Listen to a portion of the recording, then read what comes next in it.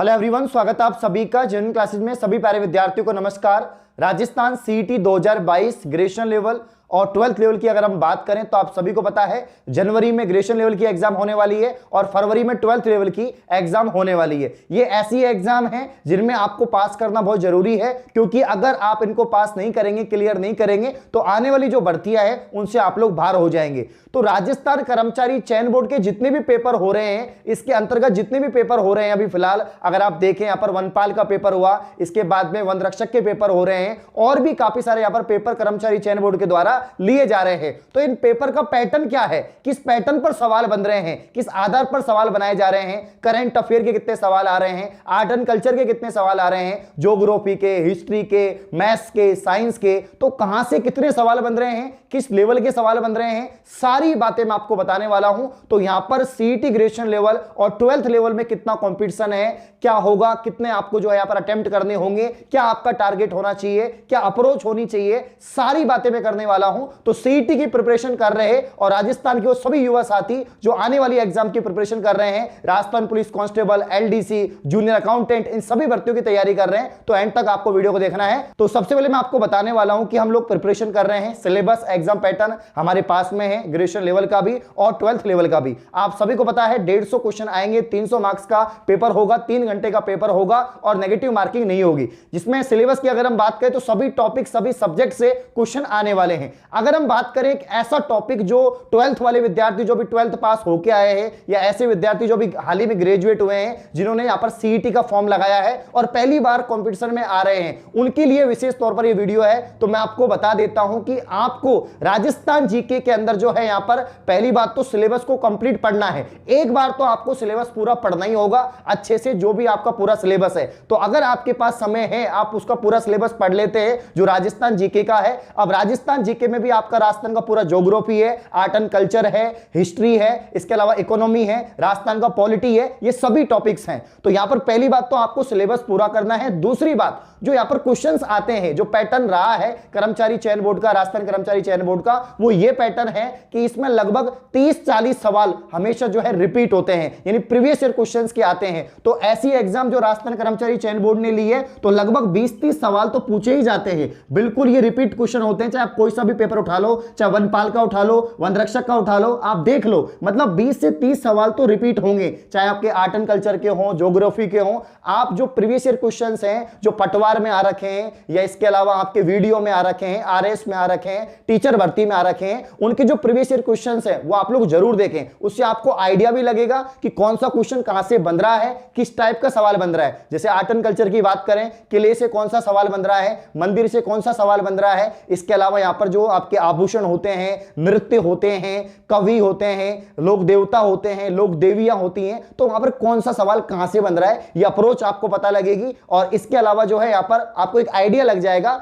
कि किस प्रकार के सवाल पूछे जा रहे हैं। तो पहला काम करना है, सिलेबस को आपको पूरा पढ़ना है। एक बार आपने सिलेबस पढ़ लिया तो आपको पता लग जाएगा कि कौन से सब्जेक्ट में क्या चीज है, कौन से टॉपिक में कितने यहां पर चीजें दे रखी हैं। दूसरा पॉइंट है, आपको पीवाईक्यू पढ़ने, प्रीवियस ईयर क्वेश्चंस पढ़ने हैं, पीवाईक्यूज पढ़ने हैं आपको। इसके लिए एक प्रॉपर बुक आती है और आपकी जो गाइड होती है, आपके पास में जो बुक है, जो गाइड है, उसमें भी प्रीवियस ईयर क्वेश्चंस हैं। लेकिन मैं आपको एक बुक बताना चाहूंगा, मैं कोई प्रमोशन नहीं कर रहा है यहां पर। तो आरबीडी पब्लिकेशन की एक बुक है जिसमें राजस्थान जी के सामान्य अध्ययन की अगर हम बात करें, इसमें पूरा संग्रह है और प्रीवियस ईयर क्वेश्चंस है। वो बुक आप ला सकते हैं, पहले भी मैंने उसकी चर्चा की है, स्क्रीन पर आप लोग देख पा रहे होंगे। ये यहां पर सुभाष चरण सर की बुक है, बहुत ही शानदार बुक है। इसमें से हर पेपर में क्वेश्चन बन रहे हैं और 20-30 सवाल यहीं से आ रहे हैं, ठीक है ना। तो पहली बात हो गई, दूसरी बात भी हो गई। तीसरी बात यह है कि आपको यहां पर कॉन्फिडेंस रखना होगा। कॉन्फिडेंस कब आएगा, जब आप कोई टॉपिक पढ़ रहे हैं। जैसे आपने यहां पर आभूषण पढ़े, तो आपने आभूषण पढ़े तो आभूषण आपको तभी अच्छे से याद होगा जब आप इसका रिवीजन करेंगे। जब तक आप किसी टॉपिक का रिवीजन नहीं करेंगे, बार बार उसको रिवाइज नहीं करेंगे, तो आपका सवाल गलत होगा।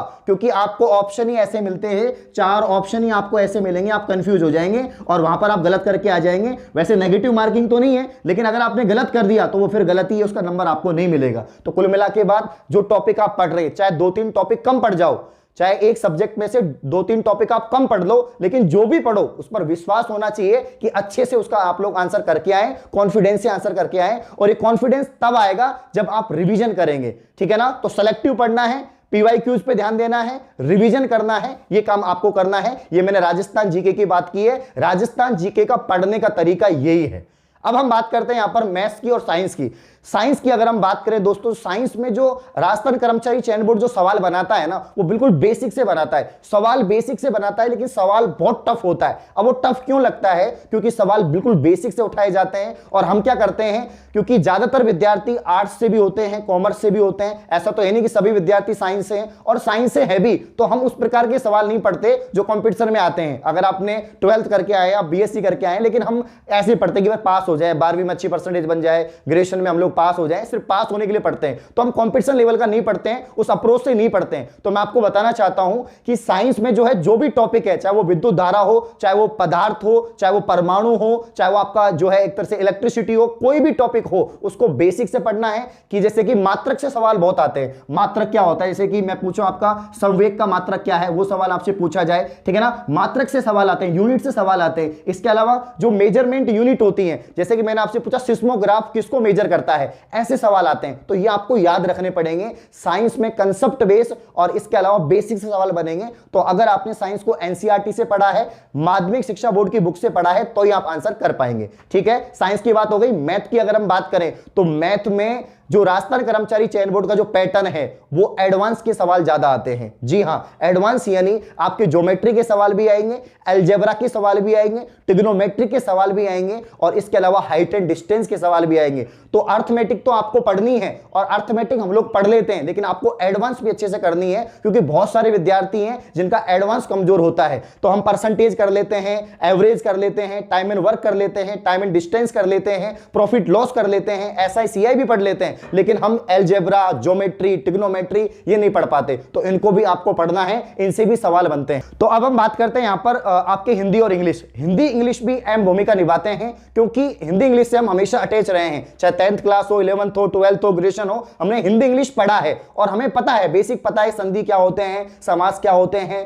तत्सम तद्भव क्या होते हैं, इनका हमें पता है, हमें नॉलेज है, इनकी डेफिनेशन हमें आती है, एग्जांपल्स आते हैं। सिर्फ हमें प्रैक्टिस करना है और क्वेश्चन देखना है किस टाइप का बनता है। इंग्लिश में भी सेम ही होता है, वही टॉपिक, टेंस हो गया, चाहे आपका प्रीपोजिशन हो गया, नाउन हो गया, प्रोनाउन हो गया, एक्टिव पैसिव हो गया, इसके अलावा डायरेक्ट इनडायरेक्ट हो गए। तो ये चीज हम पढ़ के आ रहे हैं, लेकिन हमें सिर्फ क्वेश्चन नहीं आता, हमें पता नहीं है कि पेपर में किस टाइप के क्वेश्चन पूछे जाएंगे। तो बहुत सारी बुक्स आती है हिंदी की, इंग्लिश की, जिनसे आप प्रैक्टिस कर सकते हैं। और इसके अलावा मैं आपको बता देता हूं, ऐसे विद्यार्थी जो हिंदी इंग्लिश बिल्कुल बेसिक से पढ़ना चाहते हैं, नए सिरे से पढ़ना चाहते हैं, अभी भी समय है, अभी भी आप इनको अच्छे से कंप्लीट कर सकते हैं, सिलेबस के अकॉर्डिंग पढ़ सकते हैं अनअकैडमी से। तो आपकी जो हिंदी और इंग्लिश की क्लास है, वो 14 नवंबर से स्टार्ट हो रही है। नए बैच है, बिल्कुल बेसिक से एडवांस लेवल का पढ़ाया जाएगा, तो अच्छे से उसको कवर कर ले, प्रॉपर नोट्स बना ले। अनअकैडमी आरपीएससी कैटेगरी में हिंदी इंग्लिश के टॉप एजुकेटर आपको पढ़ा रहे हैं, नए सिरे से पढ़ाया जा रहा है। तो आप सब्सक्रिप्शन ले सकते हैं, मेरा रेफरल कोड यूज कर सकते हैं, GENUINE10, 10% ऑफ हो जाएगा जेन्युइन 10 से। साथ ही मैं आपको बताना चाहूंगा, आप जो नंबर स्क्रीन पर आपको दिख रहे हैं, सिर्फ सब्सक्रिप्शन के रिगार्डिंग आप मुझसे बात कर सकते हैं कि आपको कोर्स लेना है और आपको जो है तैयारी करनी है, वही बच्चे कॉल करें, अन्यथा कोई बच्चा यहां पर कॉल नहीं करेगा। काफी सारे बच्चे